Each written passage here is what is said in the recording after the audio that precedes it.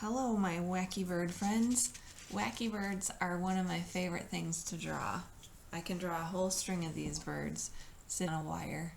I'm going to draw that wire all the way across my paper. I'm going to start out with the body shape.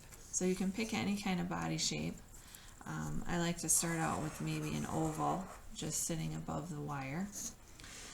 Okay, and then I can add some eyes. So my eyes are kind of wacky. I can do a small one with a large one. Those look fun. And then I can add my beak. I'm just going to add a small beak. Add my feet, since he's sitting on the wire. And his tail, I'm going to add this one. It's one of my favorite tails. And the top of his head, let's add some little feathers on the top.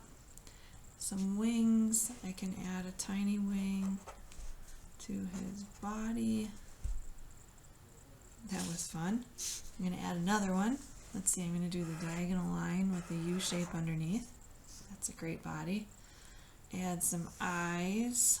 Let's do some eyes. Small circles. We're going to make some small ones. Add some hair on his head. His feet. Sitting on the wire. Give him a big tail. Tiny beak. A little wing. He's kind of fun. Have fun with the Wacky Birds. Can't wait to see them.